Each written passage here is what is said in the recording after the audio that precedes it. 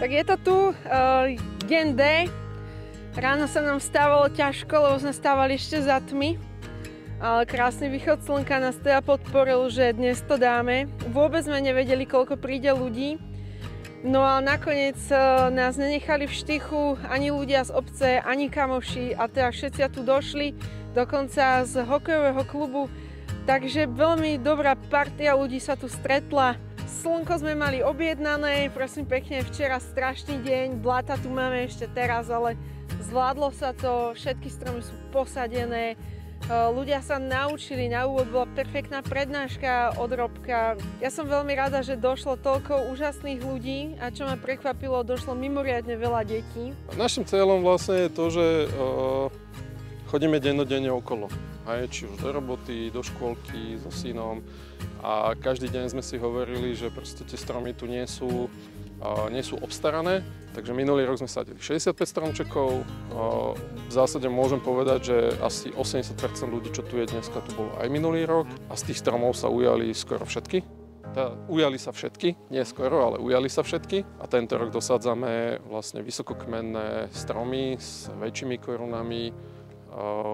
Sú tu hrušky, čerešne, sú tu oskoruše, moruše, gaštany. Skúšame mandle, keďže klíma sa otepluje, tak sme si povedali, že vyskúšame aj mandlu. A táto skladba tých stromov, ktorú sadíme teraz, je vyskladaná aj tak, lebo v krajine chýba biodiverzita.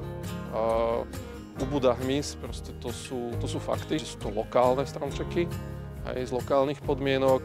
Mňa osobne z tohto celého projektu poteší, keď sa stromy ujmú, keď budú rásť, keď jedného dňa poskytnú svoje plody náhodným okoloidúcim alebo možno aj miestnym obyvateľom, ktorí si dovedú, neviem, natrhať, obrať. Ja by som chcel vyzdvihnúť vlastne nadáciu Ecopolis. Ona má tých grantových výziev viacej.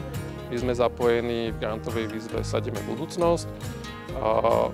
Konkrétne túto našu aktivitu sponzoruje Kaufland. Keď chcete pomôcť krajine, tých výziev je veľa, ja ich teraz nebudem všetky menovať a treba len hľadať a za napísanie projektu nič človek nedá. Že toľko chodíme už tu do sadu, asi 4 roky, aj so synom ho sem brávame a ten už to volá, že to je jeho sad, tento ovocný, lebo toľko času tu strávil, tak aj na tom obrázku je teda ten náš syn a možno jedného dňa sa aj on bude o ten sad starať.